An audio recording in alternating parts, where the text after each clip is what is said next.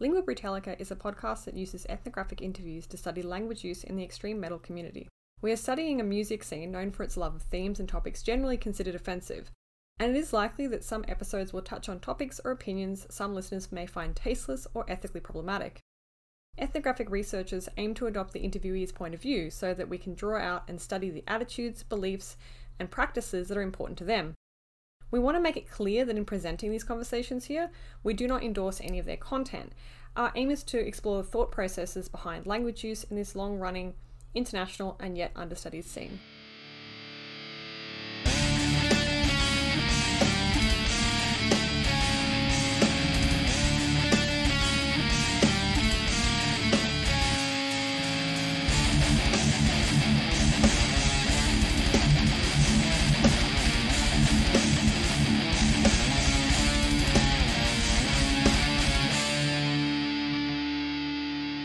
Hey everyone, and welcome back to Lingua Brutalica with me, Jess Crook, and my co-host, Wes Robertson. Hello. In this episode, we're very lucky to be speaking with Toni and Riikka Hatakka, the dual vocalists of Hanging Garden who are based in Finland. So firstly, thank you so much for being with us. We really appreciate it. Thank you. It's nice to be here. Yeah. It's nice to be here. Awesome. So we always start by asking the bands that we interview how they would describe their music for people who haven't heard it before. So what would you say in response? What genre would you say that Hanging Garden's music fits into? We've had so many different labels, but I think we still carry the stigma of melodic doom death, but we've been called progressive gothic doom metal or progressive gothic post-doom metal, and then we've just been called depression metal. But I don't think I kind of agree with any of these labels anymore. But I'm not big on labels, like, period. So, what do you think? I think it's probably melodic metal is quite all right. I understand for us. When I came in the band, there were more like this people in the reviews said that we were more gothic vibes after that. I don't know. Yeah. I don't know because its female voice is gothic or something like that. Yeah, and I think the Beauty and the Beast trope is kind of associated with gothic metal. Sure. Traditionally. So how did you two both get into metal music? Did you start with mellow doom death gothic depressive metal, or what was the path to where you got listening to the kind of music that made you want to make the kind of music you make now? You can tell first. Okay. I actually haven't been quite into metal music. I have these couple bands that I actually like. My musical taste is morely in the folk music or singer-songwriter music. But for example, Riikka and Toni, Opeth, and these kind of bands. Sorry, I hate speaking English because it's sometimes really difficult with the pronunciation. But yeah, so it's I'm more open-minded about the music, so I like to listen more every kind of type. Yeah, I think it's refreshing that you kind of bring this not so metal oriented viewpoint into songwriting. So I think it brings a kind of a refreshing vibe into the music as well. But my history I remember it vividly. I was sitting in my father's Saab when I was 5 years old, probably. So this was maybe 88 or something. And from the car's crappy speakers began this ominous atmospheric intro. And then the first power chord struck me. It was Dio's Holy Diver, and I was kind of like awestruck and mesmerized at that age already, like what can music sound like this? And then I couldn't articulate it to my father or anyone, so I could ask like what was this band. But maybe a year later or something, I heard the same song from my big brother's room, and he was listening to his Holy Diver vinyl LP, and I kind of barged into his room and, what is this music? Reveal your secrets. And then he taught me how to operate the vinyl player, and then I mostly listened to Michael Jackson and Dio, Black Sabbath, and Rainbow from that point on. So that's my background in metal, and I kind of was introduced to more extreme metal probably in like middle school. And I listened to Dimmu Borgir and Typo Negative, not so extreme. My Dying Bride, Him, that kind of bands. And then in high school, I started with like Swedish death metal. So yeah, a lot of metal from an early age. Did that come on in the car by chance, or did your dad have it on, or was it just like on the radio? It was on the radio. Oh wow! Right. Okay, so pure luck. Yes. Destiny. Destiny, yeah. Yeah, but my big brother's like album shelf was full of like early doom metal. So even though he was a 50s rockabilly boy, a drummer in a rockabilly band and so on, but he also had this metal side, so I was bound to find the music sooner or later. So did you pay any attention to the lyrics early on? Yes. I learned, like, I was quite proficient in English probably around 9 years old, because almost solely because of like Michael Jackson and Dio, because I read the booklets like 1,000 times over, and I checked from the dictionary what everything meant. So I learned the language through metal music and video games. So yes, the lyrics have always been like very important to me, which is a shame, because I think there is a lot of this very kitsch, like poor taste and poor writing in metal music, especially like in modern metal. It's like if the music is great, that's like it has never been sufficient for me. If the lyrics are kind of half-assed, it ruins the whole experience for me. So what qualifies as bad writing to you? That's a more difficult question, but of course, yeah. I think it's like a lot of metal uses just like recycles these cliches, and well, I don't claim to be like in any way superior in originality or anything, but like they just blatantly copy and recycle these cliches that have been seen 1,000 times over, and like it's almost as if they are a parody of themselves. So I think that's if it makes you laugh when it's not supposed to, when it's not trying to, then it's bad.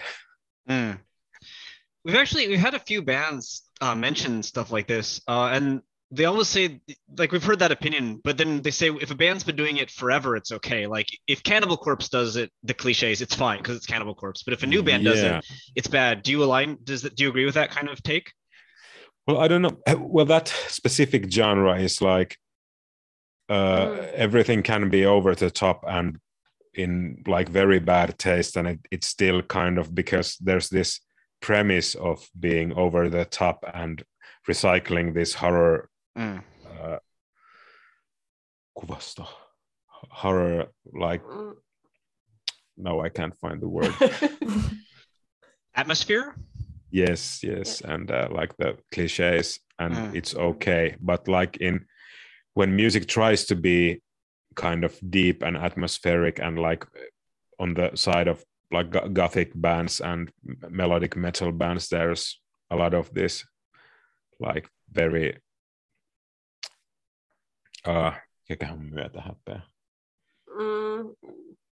there's, I don't think, is there a word in English, like being embarrassed by, like on behalf of the secondhand shame. Yeah, cringe. Yeah. Secondhand shame. Yeah.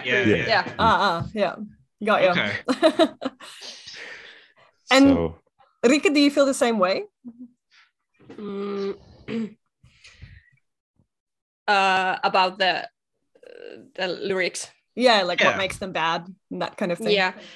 Yeah, I think if it's kind of some, what Toni said, a little bit of lazy lyrics, just going where it's the the lowest point, that it's okay. I think for me also the lyrics are always have been important. For example, that's why I in teenage year didn't like crawling metal music, because I didn't understand what the words are saying, so not able to listen or want to listen. But afterwards, by Toni, I have actually tried to understand more, and doing crawling by myself, it's been easier. So I think that lyrics, they have to have some kind of connection in the song or the music atmosphere for myself, or tell something, touch. The lyrics have to tell something meaningful for me. I think otherwise it's kind of lazy. Of course, every music lyrics can touch everyone or be meaningful everyone, but for me personally, there have to be something meaning, or there has to be some kind of miten sen sanoisi silleen, niin kuin, että siinä pitää olla sellainen koukku tai sellainen, niin kuin, että tulee semmoinen havahtuminen. Yeah, it kind of has to have some kind of a hook, or like it has to connect with you somehow. Yeah, okay, same thing that I said. Yeah. So how would you now, having listened to metal for quite some time, being in a metal band, just define metal or metal lyrics? Do you think it is something that you can kind of put in a vague box? I think some kind of like, there are usually some kind of like sinister or dark vibes in either in both the music and the lyrics. So I think it's quite seldom that there's actually like this, is it like the lyrics are seldom about happiness or like the more brighter side of life. So I think it's like on the scale kind of, you have to say that negativity or like this at least this like dark beauty aesthetic that has to be found in the lyrics somehow. So, or then there has to be kind of like big energy and very like almost like violent, even if it's positive. There has to be a lot of energy. That's such a difficult question. Do you think you can write like a happy love song in a metal band? Is it possible?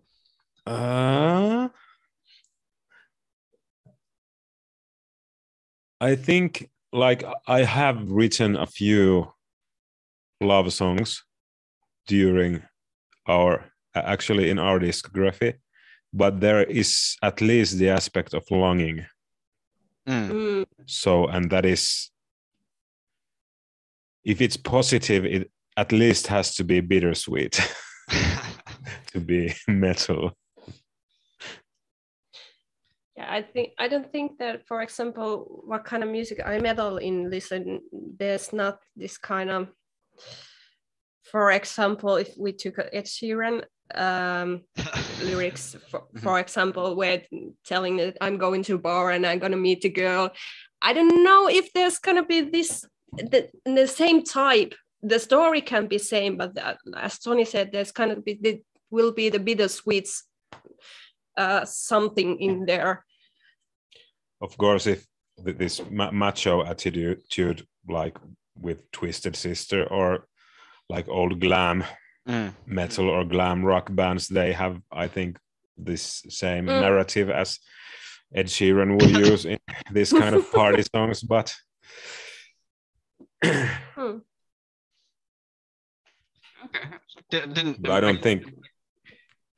I don't think we have a definite answer for you. No, we never get a definite answer. But it's a very difficult question to ask.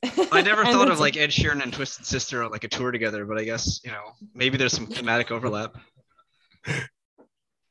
Why not? Yeah, why not?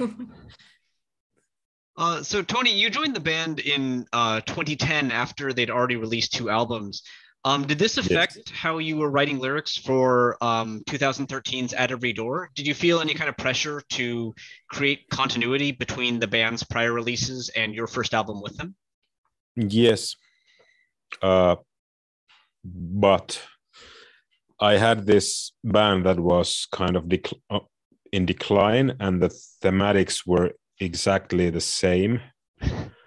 So like this post-apocalyptic end times kind of preaching tone stuff. So I just kind of shifted the perspective to a bit more like after Cataclysm. And then I remember that the same year we were recording, I went to Japan with my friend and visiting the Hiroshima Peace Memorial. That was kind of motivated and culminated the idea I had for the At Every Door album. And so I kind of had the pressure to continue the thematics, but it came naturally. And Riikka, you joined in 2019, right? So first appearing on Into the Good Night, and then you've contributed substantially to everything since 2021 Skeleton Lake. So did you feel a similar sense of pressure to make your lyrics fit what Hanging Garden was already doing on their earlier albums when you first joined? Yeah, I think a little bit there was pressure for me, but because we write together, and Toni always gave feedback of my lyrics, and I give feedback for his lyrics ideas. So it was quite easy. He said, "This is fine. I just do a little bit fixes, and everything is cool." But I think I have this kind of pressure that if my lyrics are enough metal music, because I tend to write from my emotions, and my own emotions vary quite a lot. So, but I don't know. I think that we have with Toni, we have written songs together. It's making easier. We have this same kind of ideas, or at least we discuss about it, what kind of ideas we will have. Yeah, we usually write lyrics to to the demo stages of songs, and we listen to the song together, and then what kind of sceneries or ideas or narratives spring to mind from the music, and then usually one of us takes the responsibilities of the writer, and Riikka usually writes in Finnish, and I translate it, and I think it's a very different and even more metal vibe that comes out usually when you translate Finnish, because it's so much more abrupt and kind of brutal as a language. You mean Finnish? Yeah, Finnish. Yeah, so when Riikka writes Finnish and I translate it, it ends up, to me, being more metal than the songs that I write. Okay. Interesting. So, like, is that brutality in the Finnish itself, or does it kind of come out when it's translated? It's in the Finnish itself. If you would write, like, the tone in English is so different, and it kind of, if you use the same mannerisms and same expressions in Finnish, it becomes so pretentious and so, like, it's a cultural thing that it's unnatural. So, but the other way around, it works, like translating the things almost literally from Finnish to English, and it becomes kind of somehow like primal.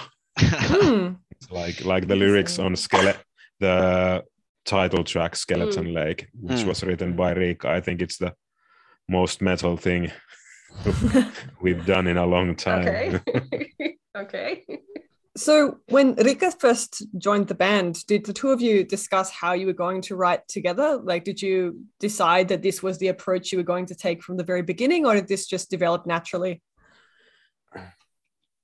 I think it's developed naturally. It's like everything about our being in the band. The history goes that, like, after Blackout, Whiteout in 2015, 16, I was like, I hit the writer's block, like, first time in my life. And like, when it came to, like, melodies, I did manage to write the lyrics for the EP Hereafter, but then I asked Riikka, because she is a singer-songwriter, that she could make some vocal melodies and arrangements for me. And then when I sent them to Jussi, our guitarist producer, he was like, yeah, could you ask her to, like, sing them proper? It sounds very cool. So she could feature on the EP, and then she featured on the next album as well, I Am Become. And then she featured on Into That Good Night. And then our bassist asked, like, when we were going to take the promo pictures, like, why are we still stating her as, like, a guest vocalist? Shouldn't she be part of the lineup? So that's awesome. Then they asked her, yeah. And but yeah, everything has kind of been, like, everything has happened on its own weight, so to speak. We haven't planned any kind of structure for our collaboration. Okay. And Toni, one thing that we kind of want to ask you before we dive into the lyrics a bit more deeply is that while clean singing isn't something that is rare in metal at all, you're actually the first person we've ever interviewed who sings clean and screams. So when you're writing lyrics, do you think you approach it differently depending on if you know whether or not you're going to scream or sing? I almost answered no, but these days I'm more mindful of the words I use if it's going to be synced cleanly, because that's kind of been a new thing for me after I've done, like, different genres of music just for fun and practice, that pop arrangements are the way they are for a reason. And some words are very difficult to, like, sing cleanly so that they sound good, because different vowels and consonants do different things. And so if I know this will be a, like, very catchy chorus that will be singed in a clean manner, I will probably use a lot of time on deciding what words to use so they will sound good in the music. Yeah, at least in the editing, when the editing the song, arranging again the words again for different parts. Yeah, and often if like the song is, it might be that I have done like growling in a chorus, and then Jussi says that no, you should do something like clean here, then I will rewrite the lyrics like with the same, they have the same atmosphere and same narrative, but I just choose different words because they're better to sing cleanly. Interesting. This is the first time we've had someone mention kind of pop music as a influence. Is that like, I don't know, is that as a metal singer, is that scary to, you know, acknowledge pop as an influence, as a positive impact? I think it's positive. We've been flirting with, like, for the past few albums, we have had a lot of like pop catchy melodies, and there will be some almost obnoxiously so on the next album, and but we have decided that being in this genre and in the business for so long, we can do whatever the fuck we want. So. Absolutely. Yeah. And we have already like offended so many former listeners with doing things as we shouldn't have, so it's all the same. We just make music. Yeah, awesome. So a lot of researchers argued that metal and metal musicians more specifically often take a kind of distance from their lyrics, kind of framing them as more like entertainment and not to be taken seriously. So just going back to our earlier discussion of what your opinions on metal lyrics are, is that something that you align with? Is it something that, you know, you see in the process of writing your own lyrics? Well, you write from your emotions, so I think it's, for me, if I write the lyrics, I think I have to like to stand behind them. That I'll get some more water. Okay. So yeah. Yeah, and I think for Toni it's also important that what we are singing, at least there's some, they don't, how can I say it, discollide with for ourselves or what opinions we have. Did you hear what I said? What? Sanoin, että siis, että ei meidän niin kuin ne lyriikat kuitenkin, ne ei niin kuin saa risteä meidän niin kuin tossa, mitä me itse ajatellaan asioista. Yeah, so it's like, yeah, same for me. I rarely write like something that is like what I disagree with, or for me the lyrics are mostly stories or like paintings or concepts. Like I try to paint this atmosphere and this idea of something, but sometimes they are even political when it comes to that, or then sometimes they are personal. So I don't distance myself from the lyrics. At least nowadays, I have sometimes in the past written something that is more like in the vein of Cannibal Corpse that I very much want to distance myself. Like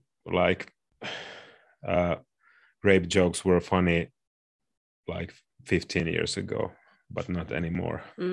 Or they weren't funny then, but we thought they were funny. So that kind of stuff is the only stuff that I want to distance myself from, that I have ever written. But all of the other stuff it comes from a place that holds some meaning to me.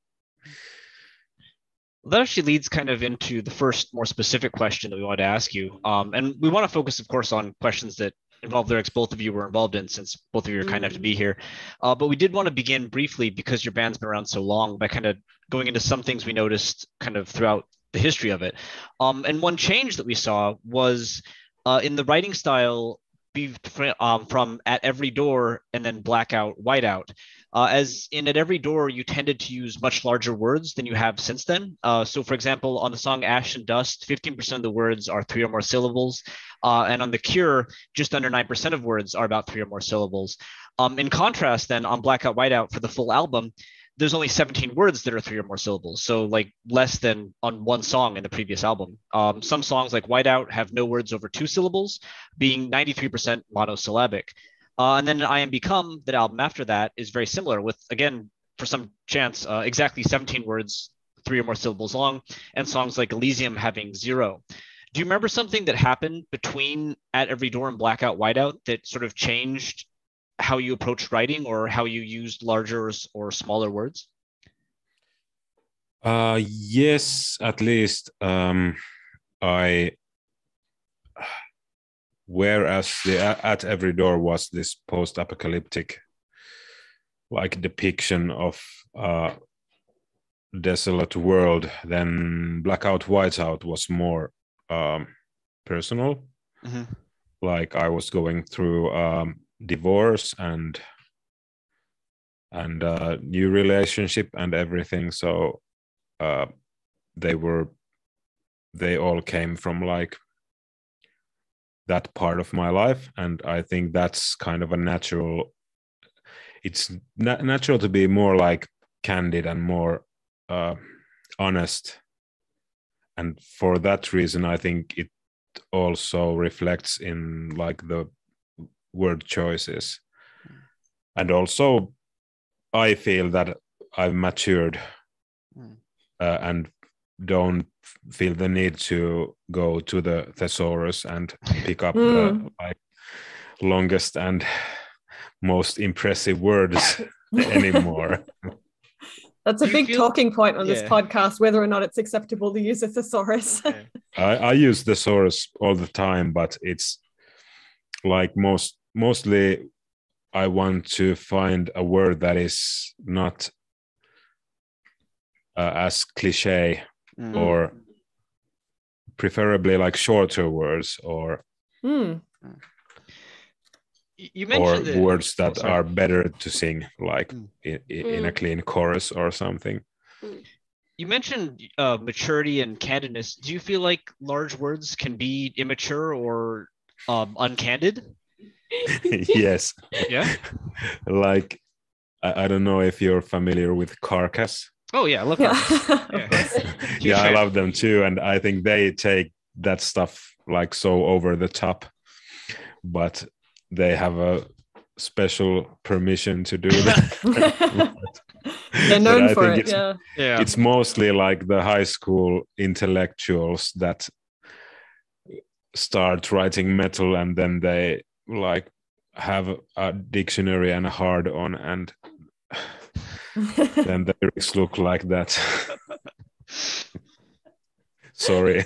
No, it's all right. It's certainly something we've kind of heard before, actually. Like a couple of people we've spoken to have said that they started out like, you know, trying to find the longest, most complex words to put in the lyrics because they thought, oh, that's what it has to be if it's like, you know, true metal or whatever. But then, obviously people get older and they, you know, get a broader perspective or something, and then change Carcass a bit. Gets a pass though, right? Yeah, Carcass. Yeah, of course. Carcass is a different situation, hey. Another thing that kind of carries throughout your writing is that you've basically, I guess speaking of words associated with immaturity as well, never sworn on any of your albums, not even hell. The closest is the word damned, is in the damned, so not even really an expletive. Have you actively avoided swearing in your lyrics? And if so, why? Yes. I think it's got something to do with this.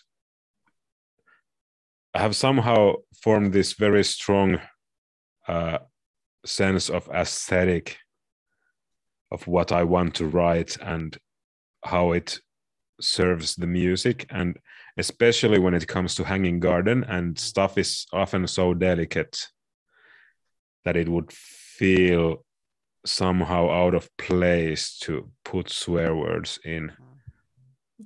But I haven't made a conscious decision not to use it. But I think like I've very seldom ever used swear words in writing lyrics.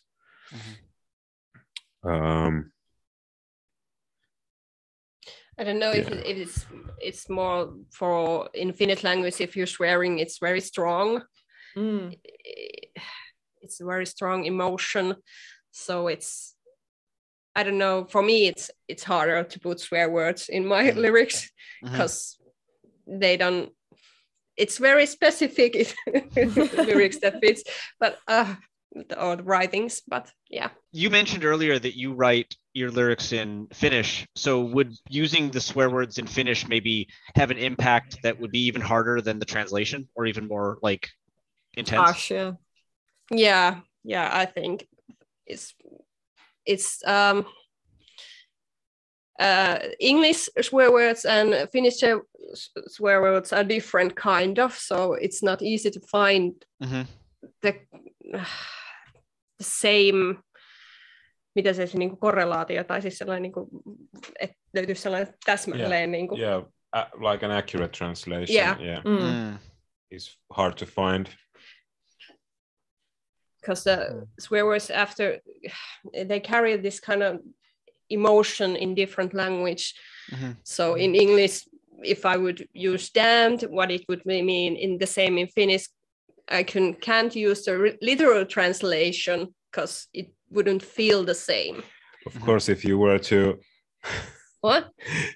If you were to like translate the swear words in Finnish literally, it would be probably weird and funny because like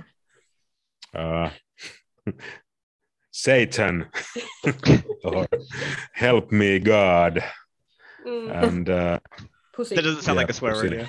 Yeah. Or cock. Yeah. That one works. That one's pretty wonderful. Yeah. And then we like the most prominent one after cunt is the Finnish abbreviation of the Lithuanian god of fire, perkunas, and perkele is probably the most common Finnish, and it's a synonym for, later on it was a synonym for devil. Okay. But the devil and perkele, it has different kind of feeling for me as a Finnish person. Yeah. Interesting. So if you translate it, it would just be god of fire. Is that right? Probably it was. Probably, yeah. Yeah, but it's a name, so Yeah. so it's it would be perkele. Yeah. Probably. Okay. But it would feel so out of place in an English lyric. We have without had a the few context. Finnish, yeah, we've had a few Finnish songs, but I think those have been written by me. Yeah. Yeah. Oh, really? Okay. Yeah. Yeah. And one is an old Finnish poem from our national poet Eino Leino. That was the first completely Finnish song we had. Well, we definitely want to ask about that, but before we do, we just wanted to finish up talking about your earlier work because, yes. We of course wanted to just mention the very consistent theme of nature that appears across most of your work. So I think every album to date has at least one mention of the following words or themes, like the sun, the ocean or running water, ice or winter, wind, fire, moon or the night, and earth or stone. So are you consciously integrating all of these references to nature into the lyrics? And if so, like what kind of draws you to these themes? I think it's about the concept of the end times has been like on every album, and I think it's so closely interwoven with nature, and also I've always felt very close to like nature and the elements. I spent most of my childhood summers on the sea or on our island cabin, and kind of I think that's like since I first started writing lyrics, it's always been like riddled with these nature words. What about you? You use them even more than me. Yeah, I actually use even more. But I think it's similar because nature has always been really important place to me. And I think they're like yleisesti tunnettuja tai ne symbolit, it means that they're universal. Yeah, they're universal and they have this kind of same kind of meanings for everyone. So it's kind of easy to grasp when the others have easily grasped the ideas, what they bring in the lyrics or the meaning. Yes, you could say that they resonate with like our common consciousness with like genetic memory even. So everyone knows what these things mean.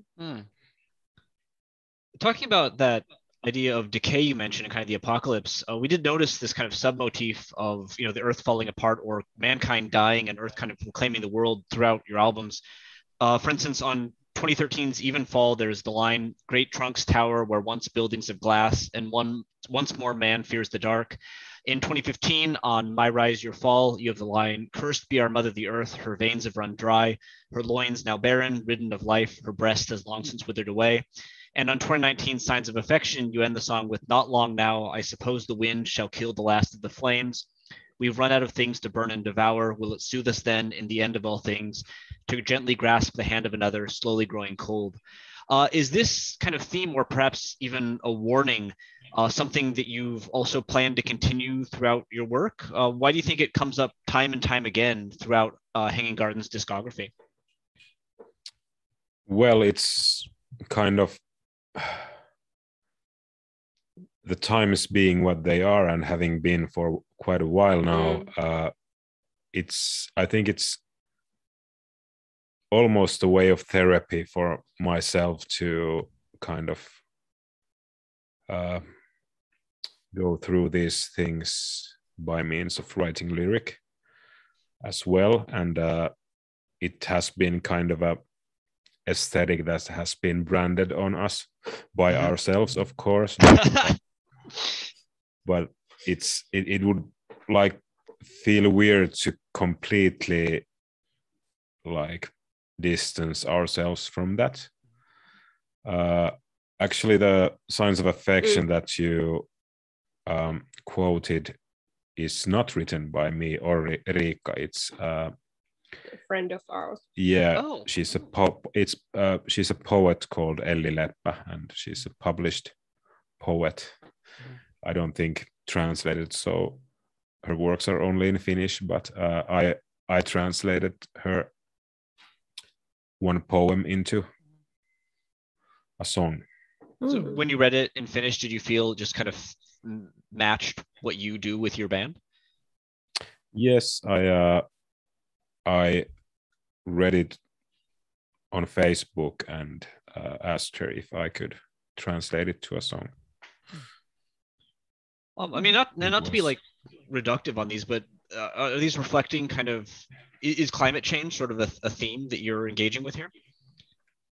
Yes, it is quite plainly. And also like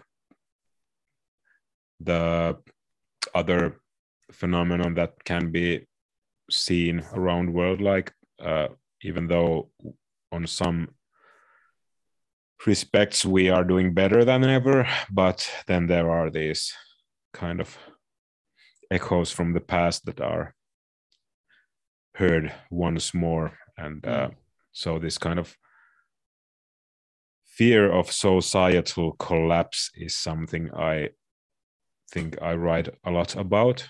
And but it's taken a shift to a more like hopeful stance recently. Or at least it doesn't matter if we end, but Yeah, something yeah. else continues on. Yes, the planet will be fine. It's just us who will kick the bucket. But I think it's hopeful for metal. yeah, but it's actually there's kind of a I feel fresh take coming on the next album. Mhm. That actually we have now 5 days time to sing all the remaining tracks.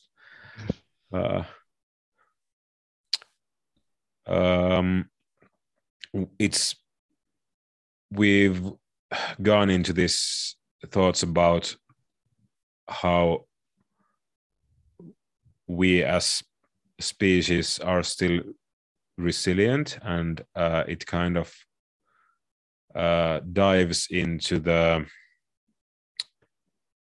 beliefs and belief systems that we have had, like more kind of this spiritualistic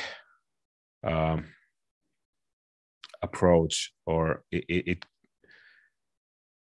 the lyrics go into it's so difficult to put in the words, these musings about end times and our going back to kind of the roots and to these both pagan and neo-pagan and Christian and whatnot kind of spiritual ways. And what kind of meaning. So it's not a criticism, or it's not being a proponent of some belief system, but it's kind of just it's more like exploring. Yeah, exploring and about pondering the meaning that these beliefs and spirituality bears on people, what kind of meaning it holds, and how it's interwoven with our culture, and like how it gives meaning and hope. I think hope is in a kind of, it plays a big part on the next album after all. Well, you've basically answered our next question, which thank you. Yeah, which was going to just be about the use of religious and mythological sources on your releases, because for the sake of listeners at the least, the first album has a song called Hegira, which I recognize as the Latin form of Hijra, which references Muhammad's journey from Mecca to Medina. And then following on, there's a number of allusions to Greek mythology on your earlier albums, like the song The Cure mentions Prometheus, and then there's the song Oedi, Elysium, and then your later albums feature what I thought was more like Christian references, like Into That Good Night, which poses a question to heaven above about why misery and woe is piled beneath the skies. And then Ennen then describes a shepherd and her flock. Rain and the Silent Sentinels mention singing with the damned and describe a sentinel watching over a fallen sun. Field of Reeds has a line inherent this Eden we've made for them. And there's even a reference to a proverbial serpent in On the Shore of Eternity. So are we reading all those references correctly, for starters? Yeah, I've always been fond of like this kind of religious intertextual stuff, because using those concepts and names kind of includes so much that would otherwise take like several paragraphs to like write out, but you can instantly drop the listener to some context if they are aware of what these things means. So I've always liked this writing using this kind of like old ancient concepts with a lot of stories interwoven into them in my lyrics. And yes, I think Hejira was like it was kind of a metaphor for the narrative that was in the song about kind of these two last remaining people wandering over a like war-ridden hellscape before dying. So it's quite a grim. So this kind of a pilgrimage concept was kind of I think it was interesting to use there. And proverbial serpent was a reference to Ouroboros, the serpent devouring its tail as symbol of renewal and adaptation. So it was kind of a thinking about how we as a people either have to adapt or die. Right. And, I'm glad you clarified that, because we were kind of like discussing like which proverbial serpent is it? Yeah. That's like, personally, I really like that song. So one of our final questions was, I was just gonna bluntly ask you what's that song about, but you answered that, so thanks. Yeah. Now I know. Yeah, so it's kind of asking help from this proverbial serpent. So moving to the more recent work you've done together, there's one actually kind of inversion opposite of the tendency we talked about earlier, where you used to use longer words, now you use shorter words. Because on 2019's Into That Good Night, that's the first album that Hanging Garden ever put out that has more than one song with a 3-syllable word in its title. It has the Silent Sentinels, Anamnesis, Navigator, something like that, and Signs of Affection. Was this by chance, or was there a reason that Into This Good Night had more, not super complex words besides that one I can't pronounce, but longer words in the titles? And if not, why did you go back to shorter words on Skeleton Lake, where only skeleton is the only word with 3 syllables in any of the song titles? I remember that it wasn't a conscious choice, but I remember that I had this idea on Into That Good Night that I wanted each of the song titles to be akin to a chapter in a book. So I wanted them to resemble like chapters in a book. And actually I was revisiting what was I reading at the time? I was reading some book, and I was kind of I liked the chapter names so much, and I think they were like very well formed, how they refer to the actual narrative, and I wanted to do the same. So I think that probably influenced how the song titles came out on Into That Good Night. And then Skeleton Lake was somehow more primal, and it was so much more about the elements and seasons and winter especially, that I wanted to use these very like blunt and primitive song titles. I think.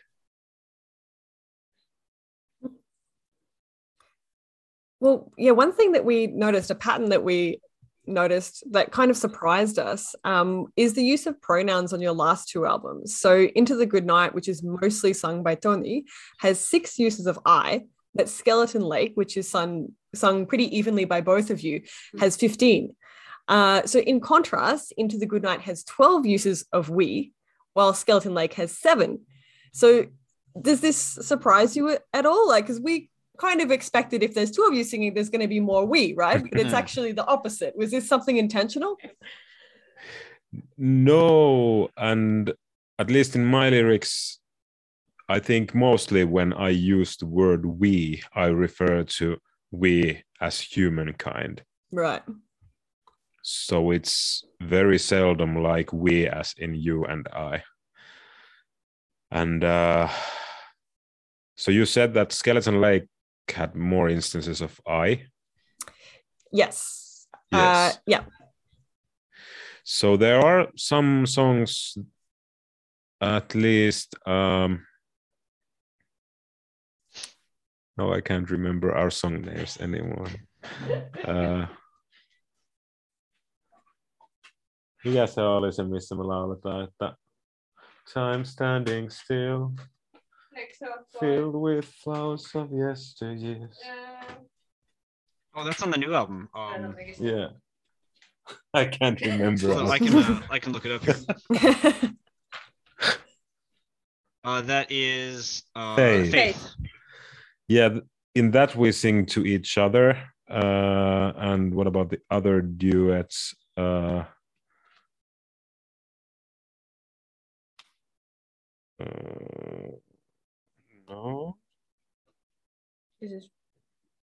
But I think. Yeah, there's like I think that's the only one where we kind of sing to each other on the album. Otherwise, Faith. Yeah, otherwise it's mostly like narrative, and then when Riikka writes, she often uses like the first perspective. That's true. It's because my lyrics are more like inward or in meaning, or drawing from my own emotions. So I tend to use I pronoun more.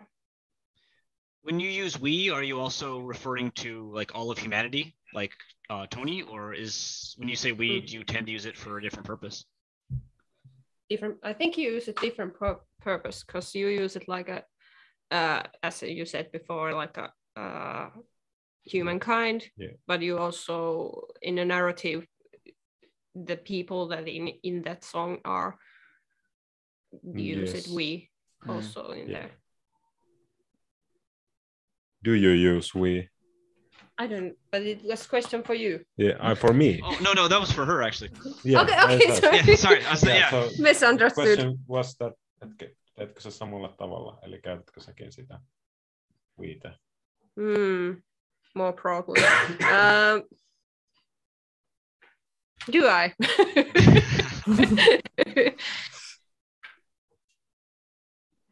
I don't actually.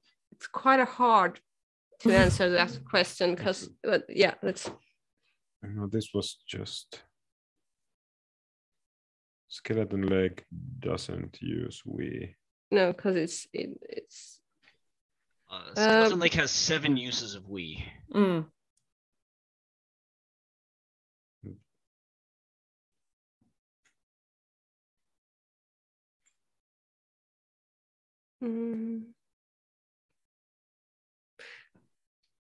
For instance, on From Iron Shores, you say, "We've seen your light." On Hearthfire, "Now we carry your weight."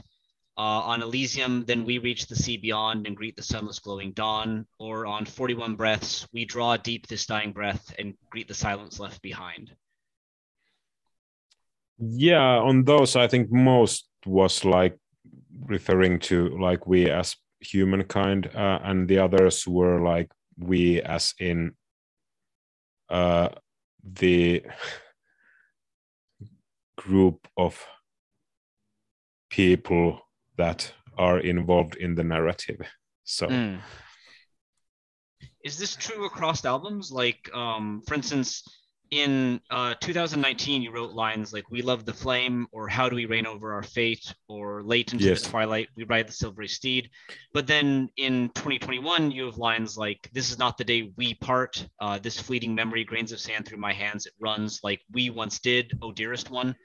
Are the we's on your more recent releases also kind of everyone, or have they, like, as you've sung together more, have you begun talking about a more personal we? Yeah, I think when the music dies is like you and I, we, and so are the ones on Faith. So maybe yes, a little bit more. You are probably correct. Is that something you've kind of been aware of? Like, oh, I'm writing personal songs now. There's surprisingly little we are aware of when we're writing music. Things just happen. So you mentioned before that in at least one case you are actually singing to each other, but outside of that, we notice that there's not often many uses of the pronoun you. So on the Into the Good Night, there's no you at all, and on Skeleton Lake, there's only 7. So when you're singing of you, who is the reference? Like, who is you in that situation?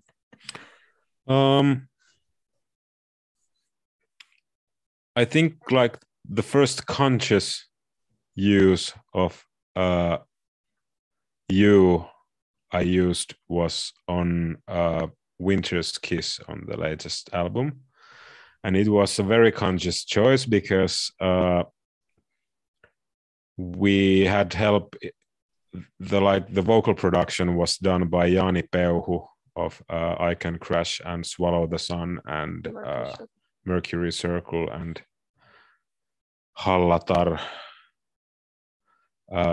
but he's a very renowned producer and he lent us a hand. So then he told me that all of the hit songs start with or at least the chorus starts with the word you. So I thought I would start the song with the word you. Or your in this case.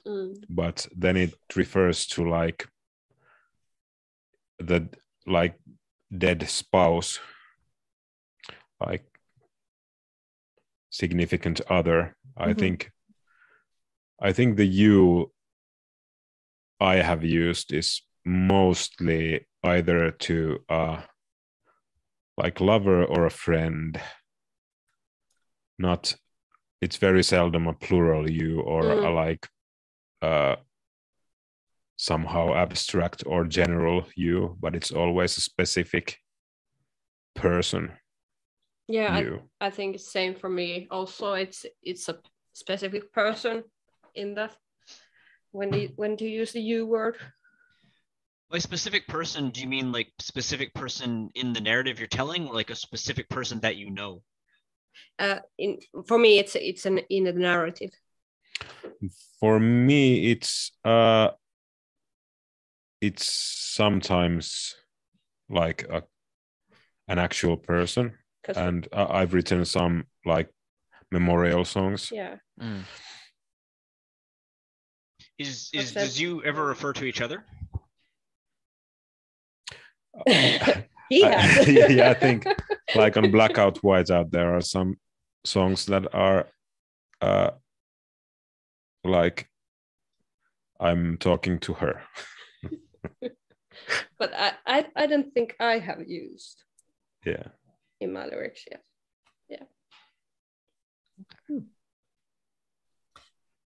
So on the other hand, there are, of course, tracks that don't mention I or we on both of your last albums, other than a reference to like these fingers. Rain from 2019 is mostly descriptive in the lines like tainted water pours from the ages past, running through these fingers, battered and worn to the bone, diluted with the shadows of wasted days, frozen it hovers to the broken ground. And Kura talks about the naked branches clad in gentle white, woven perfect in the silent forge, shallow water frozen over, delicate crystals of sudden cold. Is there anything different that you find in the approach to lyrics like these that don't seem to have a specific I, we, or you pronoun?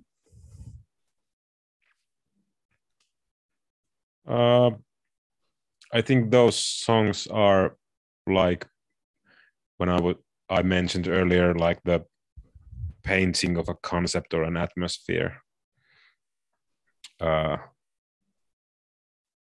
So when I take that approach, then it seems that it is often devoid of any pronouns. Even though Kura is sang to winter. So element of winter. Yes, it's kind of a play like come already winter.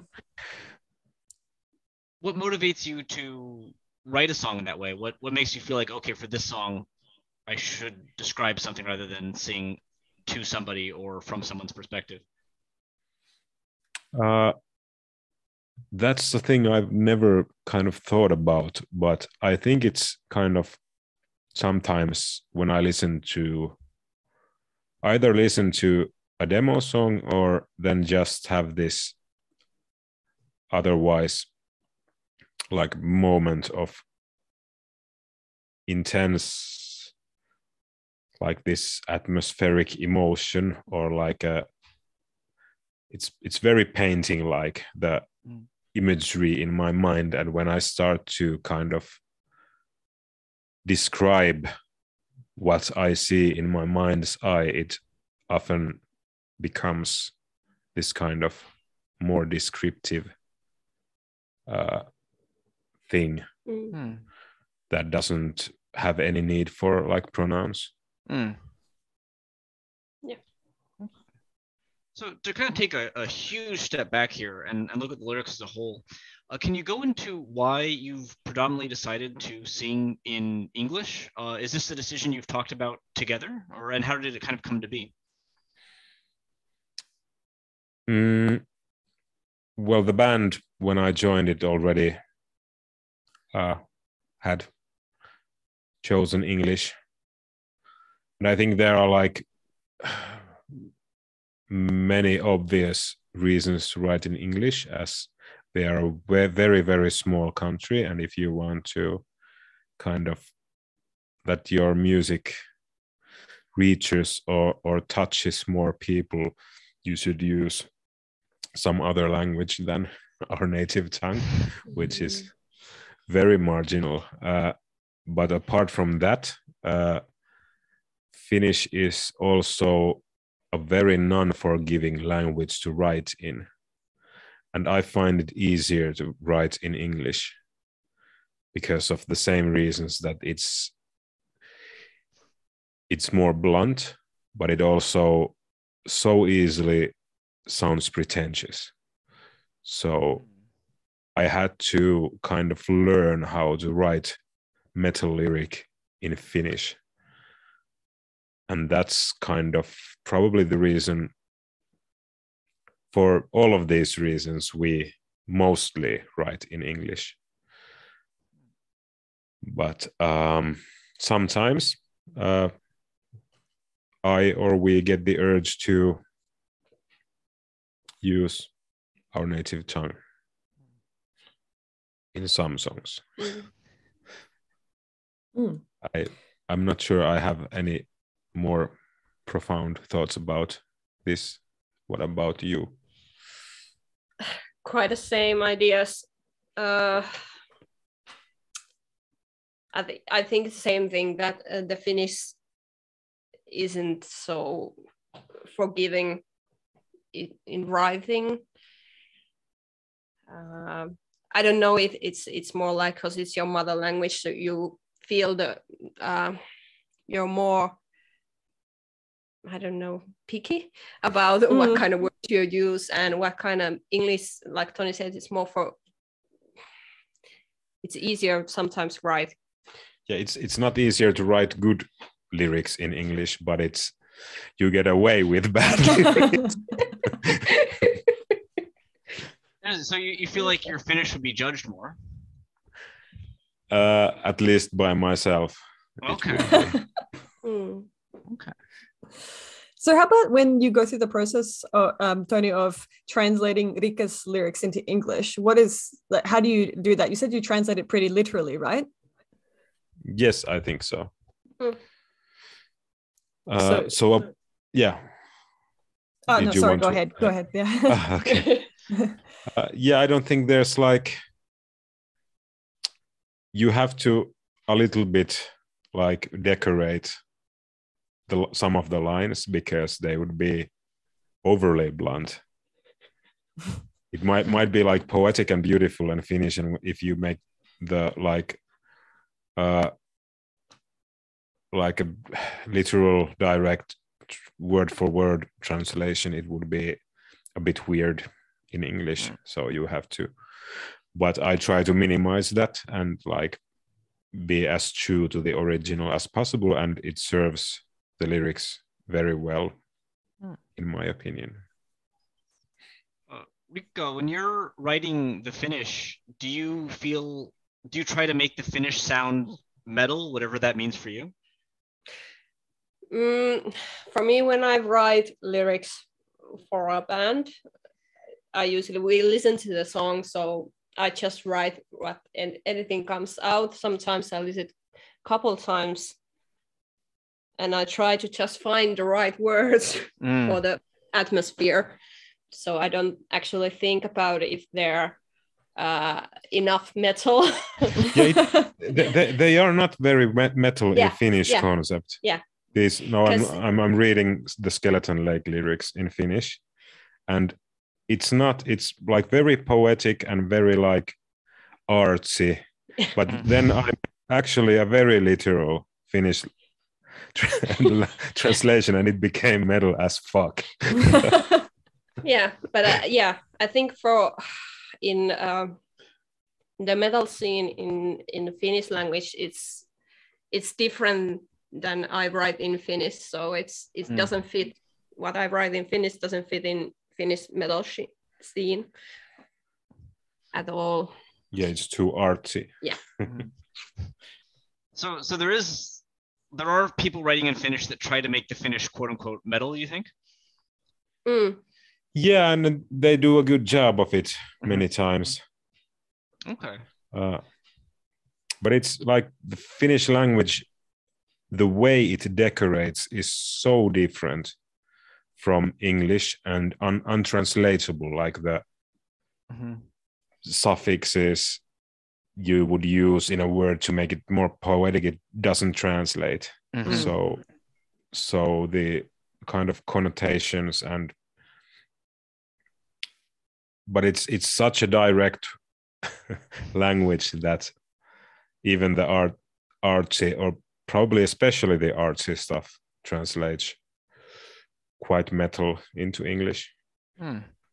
That's interesting. Like, so when you're doing the translation, then do you have to ask Riikka like what she was thinking or what she meant when she wrote lines, or do you just take your interpretation for what's on the page and try and keep it as close as possible to?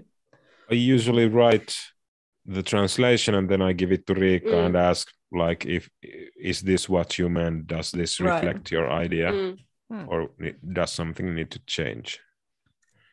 So you slowly kind of introduced a little bit of Finnish into your music. The first song that has any Finnish is in 2017's I Am Become, which has a full song and a few segments. 2019's doesn't have any Finnish, but 2021's Skeleton Lake has one.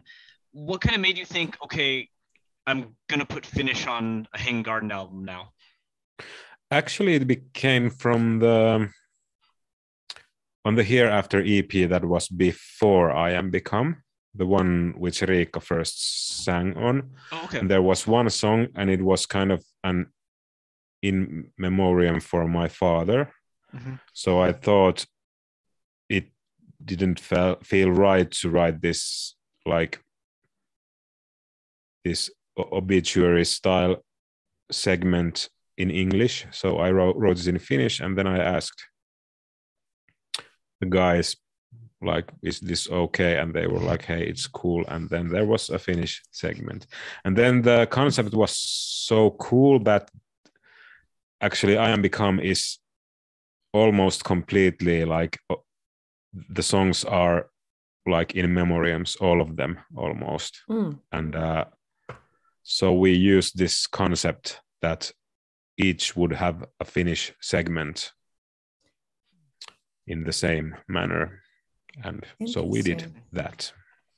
Interesting. Can I ask, so a lot of linguistic research has suggested that people often feel a stronger emotional connection to their first language. Do you think that this is why you chose to include Finnish on these songs that have, personal connection to you, that are memoriam? You're probably absolutely right. And that's the reason, because it's more like somehow emotionally honest, and it comes from the soul. And I do remember actually that when I wrote Tunturi on Skeleton Lake, which is also an in memoriam for my friend and colleague, that was like the first time I've ever cried after writing a lyric. So wow. Yes, it somehow resonates with like your own emotions more directly when you use your native tongue. Did you ever feel throughout your entire career, either of you, kind of a pressure to sing in English because it's the metal language, quote unquote? No. Okay. I think there's a little pressure just sing in English. Of course, there's kind of this kind of history. If we have like Hanging Garden, we would have started in Finnish, there would be also a pressure not to change in English. Have to kind of stay true what you have beginning. And it's nice to bring nowadays that these last two albums, it's nice to have some Finnish in the singing, because for me, when we record the songs, Toni uses sometimes very difficult words, so I have to, really difficult to try to sing them correctly, because fortunately she is mostly like has very good tune, singing in tune, so it's only about the pronunciations we have to battle with. I agree, like I think in metal this is very subjective, but there's not a pressure to do something, like to be something. You can do whatever you like, but don't you dare change it to something else. Like that's the stigma, and that's the pressure. Like if you've done this progressive death metal thing, then don't you dare stop growling. Or you at least you can't take a sudden change. You have to like we have done this kind of moving further away, trying different things. If we go way back to go ahead. No worries, go ahead. Just if we go way back to the beginning of this interview, you mentioned that like positive lovey-dovey songs wouldn't really work for metal. If a band did positive lovey-dovey songs, but they were consistent with it, do you think that would be okay? Yeah. Sure. Okay. So if like Carcass did one, it's no good. But if that was a band's like thing, then it would be accepted, you think? Yes, I think so. Yeah. Okay. But I think it's a bit different question, like aesthetic things, and then just if you of course it's not true what I said about like it being bad using these high school intellectual dictionary words. It's not wrong or it's not bad. It's just my subjection of the my subjective. Of course. I'm not. Of course, I'm putting myself on a high horse, but but I admit that it's not the objective truth of it. Yeah. So yes, I don't know where I'm going with this.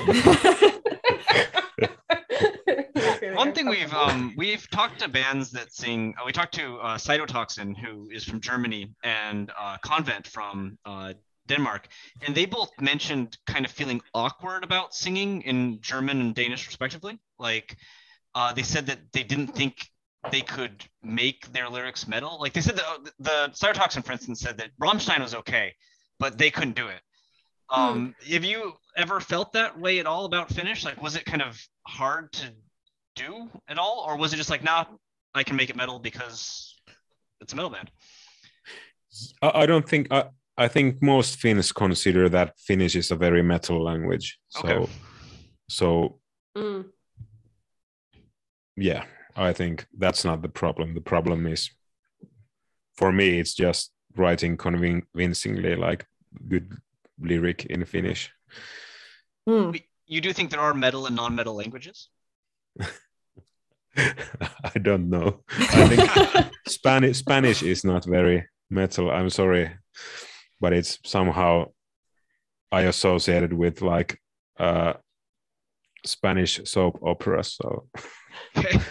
I don't know why. It was my favorite language. Like growing up, I wanted so much to learn Spanish, but for some reason, I just don't find it.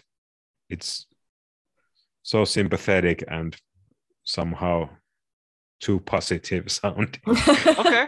But otherwise than that, I haven't thought about what languages are metal and what are not. I think Russian is a very metal language, and German as well. And most of the Nordic languages, but that's just because. Is it just because we have tottuneet? Yeah, we've gotten used to and listened to so much metal in Swedish and Norwegian, because spoken Swedish or Norwegian is far from metal there. So. Yeah. Jag älskar dig. Yeah, but yeah. They're so happy sounding and cute. And I suppose there's a long history of metal music being made in the region, right? So, but I think like the languages that somehow sound like there's like a strong emphasis and somehow like syllables come out with great deliberation. They are the metal languages. Okay. So I guess speaking about things that feel metal or not, one thing that we noticed that really intrigued us about kind of the history of your lyrics, and especially on the more recent albums, but there's a lot more discussions of like romance and longing and togetherness than you might expect in a genre like metal, which is known for, murder and gore and hate. Lyrics like "Tired, we listen to the storm, you and I, the howling wind and the beating rain, yet the thing we dread in the end is the absence," or "I will carry your tears, they shall travel the winds and fall on my skin. I am the mountain, the wind, a candle against the night. I will carry your fears, they shall travel the seas to distant shores far away." These seem positively romantic in a way that kind of doesn't match many of the lyrics that we've analyzed on this show. Do you together feel like romance and love is a major theme of Hanging Garden's music, or are we off base? And if you do agree, was there ever any hesitation for either of you in either of your careers to talk about romance in metal? First of all, you clearly haven't listened to enough gothic metal. But yeah, I think like yes, we have like probably more songs with themes of love and longing and affection. Yes, than most metal bands. But I don't think there's been any difficulty or pressure not to. I haven't like thought about that either. Like I haven't a lot of things, but I don't know. What do you feel? But I have to say that growing up listening to Typo Negative and My Dying Bride and such him, so they are like mostly about love songs, heartbreaks. So I have to disagree with you a bit with in the context, like, but if you go into like death metal and black metal and thrash metal, of course, you are correct. But I think, yeah. If you were a thrash metal or a black metal or a death metal band, do you think you could write the same lyrics? No. I think, or I could, but probably I would try to match the aesthetic of the music with my lyrics more. Yeah, I think because we have this kind of lots of atmospheric sounds in our music, it's much easier to write this kind of love songs or more hopeful songs, from my opinion. Yeah, I think so too. So there's never been any pressure like, oh, I need to write a song about zombies. I can't write a song about. Never been We that have kind of. yet to write a song about zombies. You've yet to write. Yeah, that's never been like hanging overhead. Yeah, well, we are all about the apocalypse, so where are the zombies? Yeah. True. Yeah, true. Under Skeleton Lake, right? Yeah. Just waiting for the right album. Well, we wanted to finish on this final question that we always like to pose to bands that we interview. And it is a difficult question, I should say, because we want to know what your view is on the role of language and lyrics in Hanging Gardens music and in the realm of metal more broadly. The role of linguistics and lyrics was that language. Language and lyrics. Language and lyrics. Well, for me, as I said in the beginning, that as I've grown up with the lyrics being a very meaningful part for me personally, and I think for you. Yeah, the music and the lyrics for you too. Yeah. They are like they're not the backbone. The music is, of course, because a lot of the music doesn't need lyrics. But I think it kind of helps convey what the music is about. It emphasizes and makes kind of the atmosphere stronger. And it kind of, without lyric, you would have to create the narrative and all the sceneries from your head. Mm-hmm. And you wouldn't have the support of the lyrics to do that. So maybe some people like to listen to music without lyrics. But in metal music, I think it's always been, the lyrics have in this genre a lot of meaning, even the bad lyrics. So they are essential in the music in a general sense, I think. And the choice of language, I think it also carries a great significance in how the aesthetics of the music end up being. I think it's like very different. Kind of, it steers you in a different direction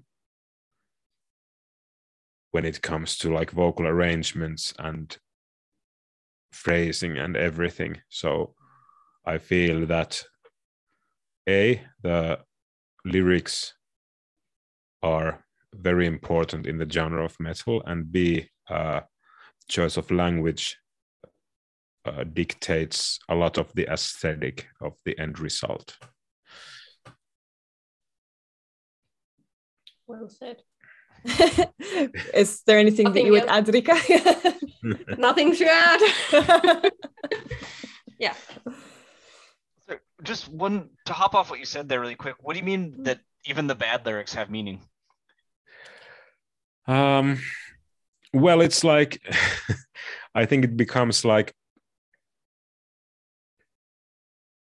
this is very also now from like my own preconceptions and subjective, like everything is. But I think often when the lyrics in a band, that the lyrics are these recycled cliches, the music often is too, but it still can be very enjoyable. Like this open the gates of hell, let the swarm of zombies come, I will indulge in infant blood. It has its place, and kind of it can serve the music very well, and you can enjoy this kind of music and this kind of narrative in the same way as you can enjoy like B horror movies with a shoelace budget. So I think it's kind of, it has its place, and even that music without the lyrics, it would be less. Because it can, in this sense, bad lyric can even save the music. Like if it's like honestly and blatantly this kind of cliched, and it kind of leans on these tropes, and so without the lyrics it would be like there is no excuse for these cheesy organs and these overly sugared melodies, but with these lyrics it kind of makes sense. So maybe I meant something like that. So is there like meaning in just producing something that's kind of fun? Yes, I think in the end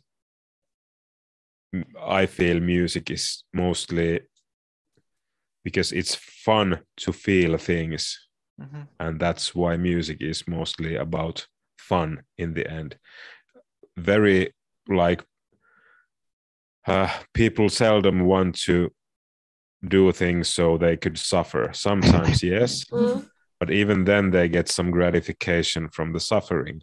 So you listen to music that makes you suffer, but not because it's shit music, but because it resonates with something. Some internal suffering that you want to dwell in for one reason or another. So, but I don't think very often people like, oh God, this Justin Bieber song infuriates me so much, so let me put it on repeat while I go about my chores. Let's hope not. No. And hey, Justin Bieber is just fine. That's okay. I'm sure he listens to the podcast, so it's good that we made sure that he didn't get mad at us, because he's a big fan. Yeah, I took that as an example because of his song Yummy, which was like, there are two songs in the universe that I cannot stand to listen. The other is Obladi by the Beatles. Obladi by the Beatles. And the other is Justin Bieber's Yummy. So I cannot stand those songs. It somehow nauseates me and infuriates me, and it ruins my day to hear those. Puts you in a good mindset for making metal, though, right? Yeah, I think that then there would be the word fuck. Okay. Yeah. Everything. So if that comes up on a new album, we know what you've been listening to. Yeah. Awesome. Thank you both so much for your time. I believe you have a new album coming out, right? Where can people kind of follow to, be ready for that to come out, and also just listen to what you've done so far? You should check our social media in Instagram and Facebook. I think those are the easiest channels. We are quite active, actively talking about the process. We are now, there are, if I remember correctly, there are 5 more songs to record a bass to, and we have 2 songs that are missing vocals, and we are going to hit the studio for the mixing and mastering in 2 weeks exactly. Oh wow. Okay, wonderful. Close, yeah. Yeah. That's really exciting. We're not sure yet when the album will come out, but probably late this year or early next year. Are the songs from of Moth and Rust going to be on this new album, or is that kind of a standalone? It's a standalone. No, we don't. We have such a plethora of new material always that actually we had probably over 20 new songs for the new one, because so many of us write songs, and we chose 14 to go into pre-production, and then we'll see which ones will be on the album, and if there are some leftovers that are usable, then we will probably do something like Neither Moth Nor Rust again. We'll see. Awesome. Great. And for listening to your music, is it best to listen on Bandcamp or Spotify? Or somewhere else entirely? Yeah, Bandcamp.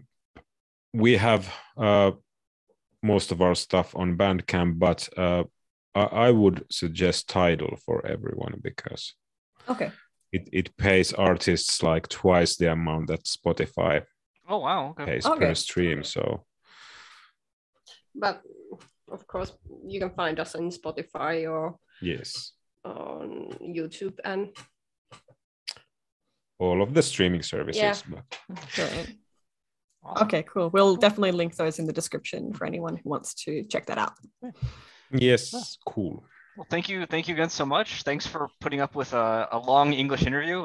Yeah, No, really this was- appreciate Yeah. it.